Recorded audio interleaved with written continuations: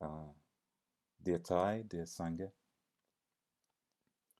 um, this talk, which will last about 25 minutes or so,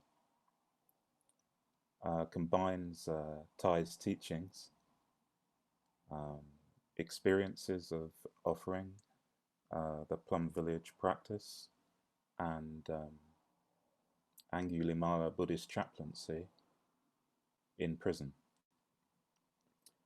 And the reason why this topic has been chosen is to help illustrate how we might liberate ourselves from our suffering in any situation, we find ourselves in. Thay teaches us that there is no happiness without freedom, and freedom is not given to us by anybody. We have to cultivate freedom ourselves.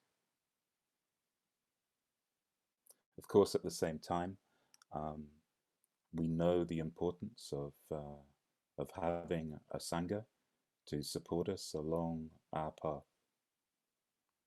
And within Angulimala, UK prison chaplaincy, um, one of the key purposes of a UK prison chaplain is to be a good friend to those practicing Buddhism in prisons. In Buddhism, there's a term for this kind of spiritual friendship called Kalyana Mitra, or good friend. And being a good friend requires us to be present, to look and listen deeply in order to be a good friend. And I'll talk about how we can achieve this for ourselves and for others, whether it's in prison or in the community in our everyday lives, as the talk goes on. But first, I'd like to just say a little bit about Angulimala Buddhist prison chaplaincy, and also tell you a little story about Angulimala, who the UK prison chaplaincy is named after. The chaplaincy works to offer pastoral care in prisons, which especially at this time is needed, um, and to ensure the availability of essential Buddhist teachings to numerous different traditions. So just the essential Buddhist teachings, the precepts, we call them the 5 mindfulness trainings, the 4 noble truths, the Eightfold Path, and a few other key teachings.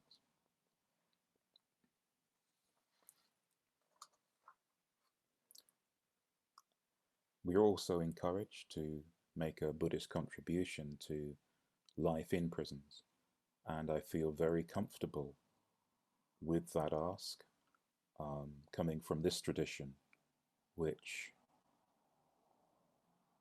which looks to offer mindfulness in everything we do. And now to tell you the story of Angulimala. There's a really good comprehensive version of the story of Angulimala in Old Path White Clouds by Thay, if you wish to read it. And I'm not sure, we may have actually have an audio version on our website.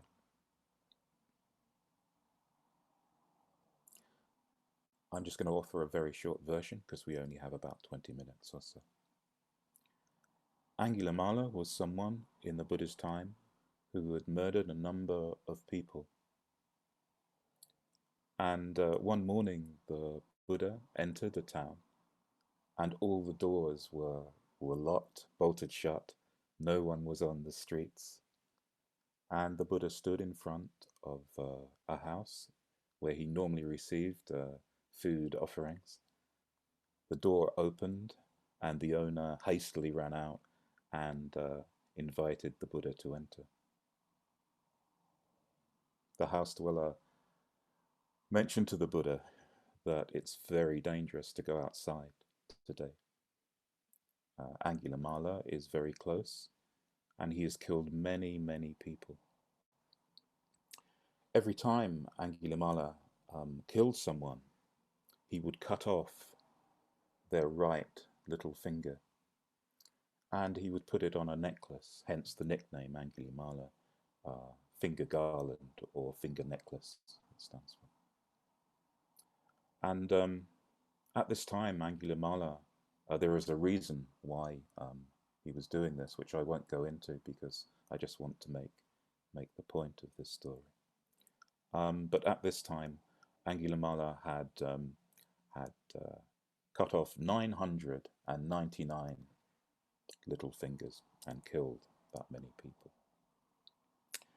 However, after the Buddha had received some hospitality and food, the Buddha chose to leave the house and walk to a nearby forest. Angulimala spotted the Buddha walking slowly, walking mindfully, walking serenely. And Angulimala was a powerful man, very athletic, and on many occasions people had tried to prevent him from killing, but he had always escaped and continued to kill and take individuals' little right fingers. Angulimala expected that he would soon have his 1,000 little fingers on his necklace, which was really important to him. So he picked up his arms and chased after the Buddha, who was walking mindfully, gracefully, was in the present moment. But it was very odd. Angulimala, as fast as he ran, could not catch up with the Buddha. Eventually, Angulimala, exhausted, angry, frustrated, confused, greedy for that little finger, soaked with sweat and anguish, all of his unwholesome seeds were rising for somebody who had very little reverence for life. And he shouted to the Buddha, "Stop." The Buddha turned, looked at Angulimala, and said, "I have already stopped. I have stopped killing. I have stopped doing harm. And now, Angulimala, it is time for you to stop and do the same." At that moment, at that present moment, Angulimala was so struck by these words and the Buddha's presence that there and then he threw away his weapons and followed the Buddha back to the monastery, where he became a monk. Angulimala's transformation of the heart proves that our present is not imprisoned by our past. Our present is not imprisoned by our past. And that story has been chosen by the prison chaplaincy to make that point. To make that point, in our case, to the prisoners and the staff, because they also have a great deal of suffering. But also we can take this out into the world, as Thay has offered us many years, that our present is not imprisoned by our past. The forces of ignorance, hatred, anger, greed, even when they create the action of murder, even when they create the action of crime, even when they regularly create our own suffering, my own suffering, can be transformed by mindfulness, concentration, insight, and transformed by understanding, compassion, and love.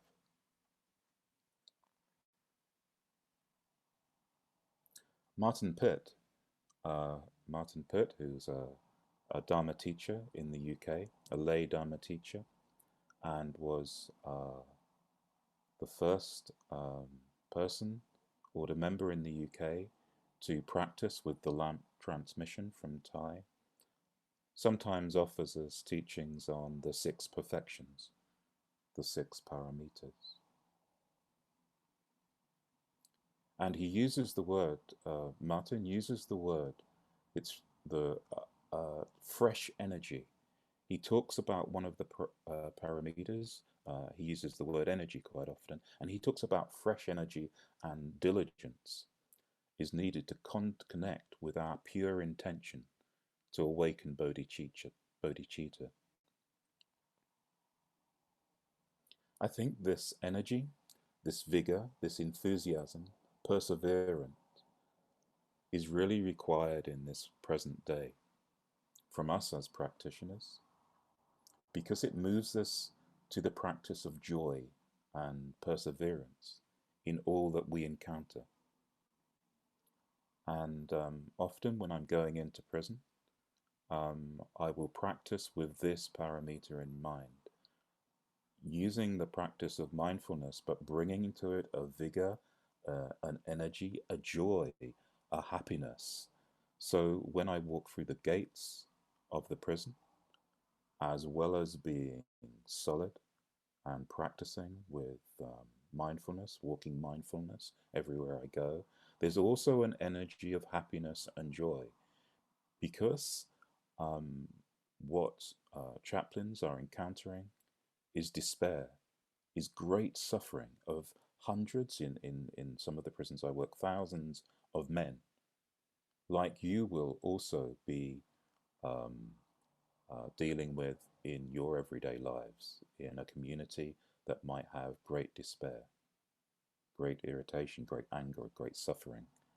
And it's important not just for me, not just to bring the practice of mindfulness, but also bring the practice of joy and happiness, which every time I set foot in Plum Village, I immediately am transmitted.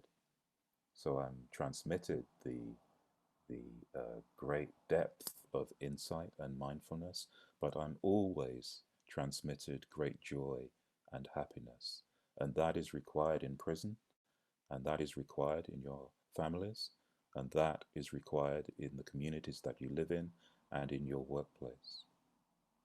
Energy, perseverance, joy, happiness, love, compassion.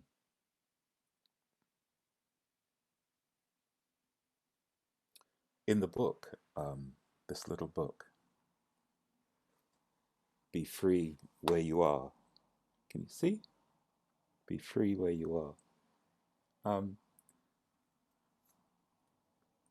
there's a transcription of Thay's teachings that he offered in Maryland Correctional Institution in the United States.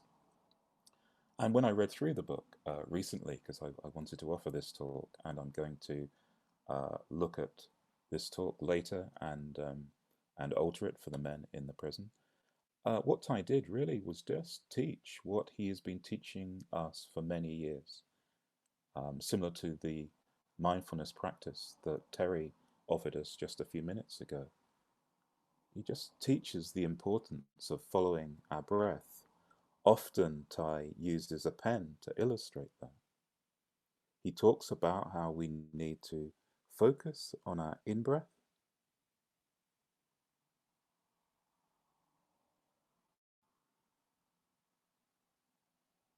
and focus on our out-breath.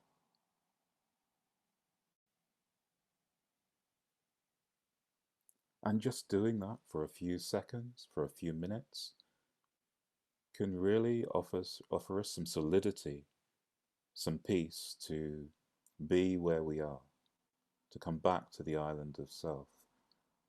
I don't know about you, but sometimes I'm focusing on my breath and all of a sudden I start thinking about my projects or my worries or concerns, and then I remember and I come back to the breath, breathe out, and then oh, I'm off again. However, when that happens, I offer no judgment to myself about getting it wrong.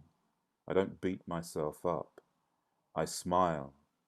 I smile at myself and come back to following the breath. And if we do that, if we truly do that with the fresh energy that Martin Pitt often talks about, if we take that energy to the mindfulness practice, we can really create some joy and happiness and feed our joy and happiness rather than the despair that some of us might be feeling.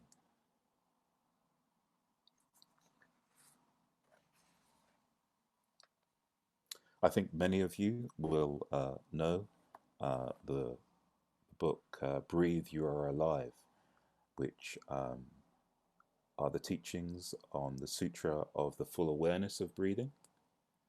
And I've returned to this book many times, many times, because I still tend to become forgetful in everyday life. I still become forgetful in my formal meditation practice.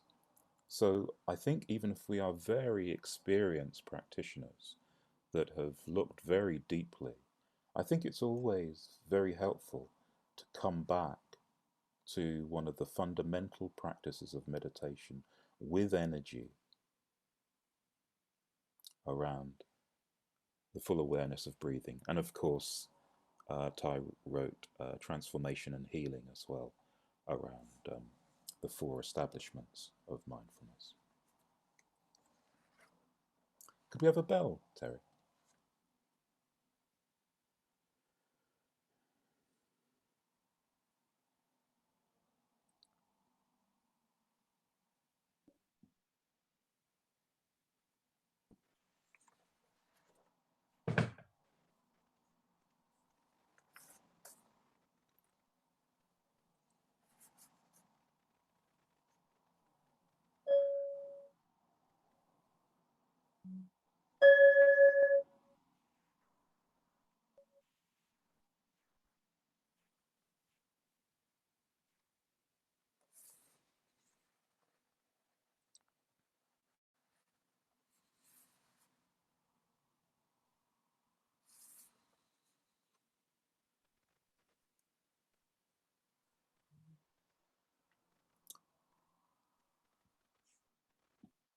During the pandemic, um,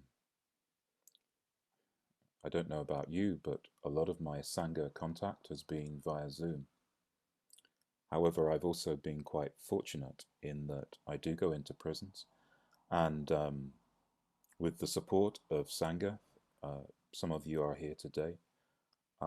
We have offered the mindfulness trainings, transmitted the 5 mindfulness trainings to some of the prisoners, especially in one of the prisons in Wales, Berwyn Prison, Wrexham, and developed a Sangha called Transformation of the Heart Sangha. Um, and I'm fortunate that while the pandemic has been going on, I've been still attending face to face with a number of practitioners who are practicing with the 5 mindfulness trainings. And I notice um, that when some of the men who are new to the practice come, they recognize that taking drugs, that consuming alcohol is not helpful, making hooch is not helpful, but um, they still do it. Their habit energy still encourages them to do it. But being alongside some of the experienced practitioners, some of the experienced prisoners, actually gives them the strength sometimes to stop and transform their heart. However, some it's far too difficult to do.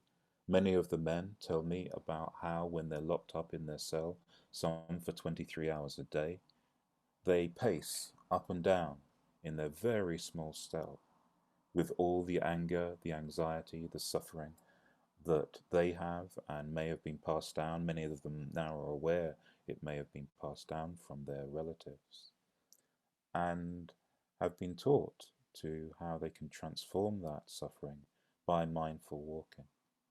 However, many of them tell me that sometimes they walk mindfully and sometimes their habit energies just take over and they pace their small rooms for lots and lots of hours.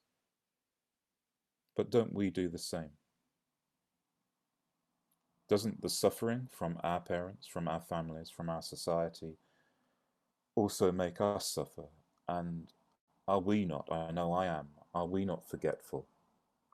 And shouldn't we perhaps take Martin Pitt's advice around bringing fresh energy to our mindfulness practice in order to transform the suffering of our family, our parents, our family, our workmates, our society, and transform it so we can breathe some happiness and some joy into, into our lives.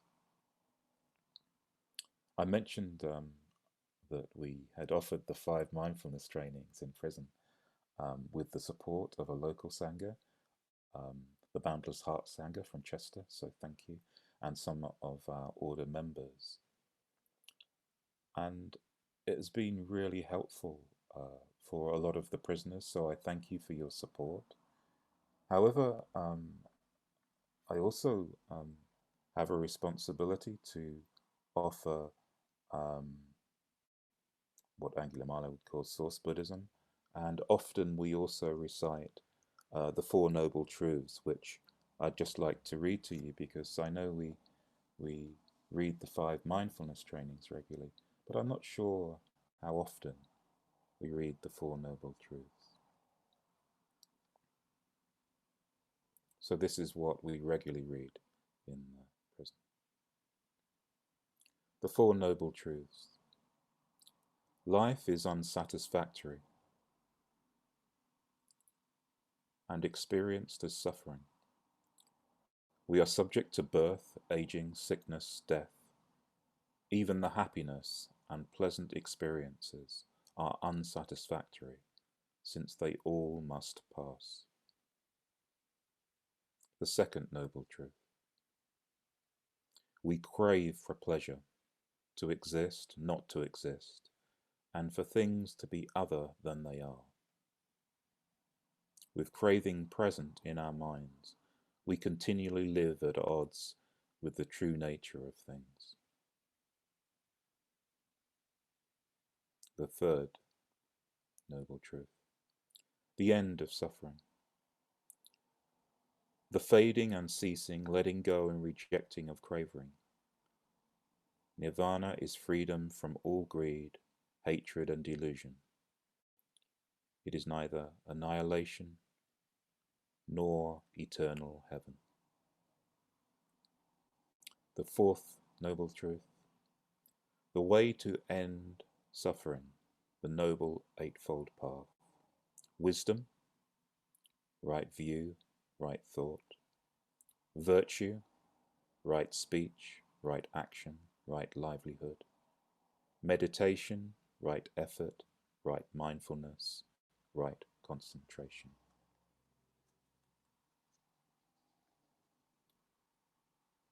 Terry, may we have a bell and then I'll just finish off.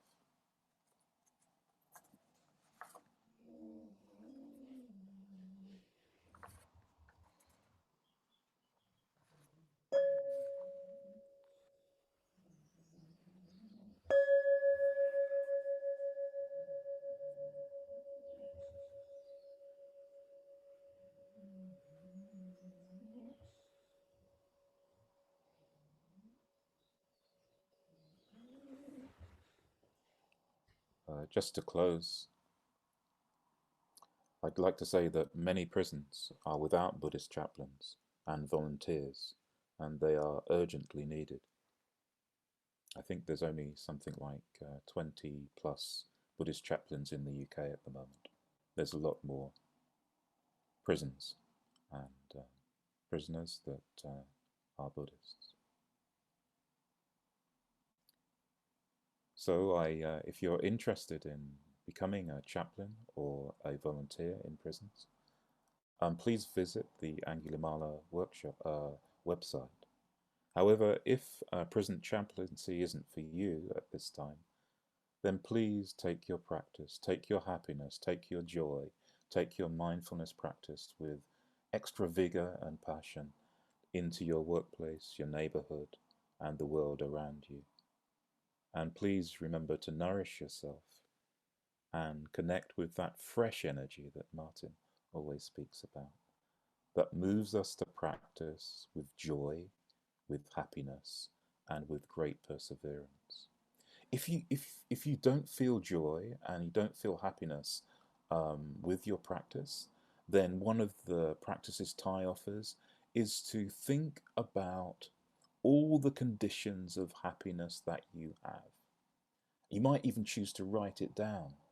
So when I'm overworking, what is one of my habit energies, when I'm perhaps doing a bit too much, offering a bit too much service when I should be going back to myself, then one of the first things I do is I return to that practice, writing down the conditions for my happiness, in order that you can then take that happiness, joy, and mindfulness practice into the world. Terribly sorry, Terry, I've gone a minute over.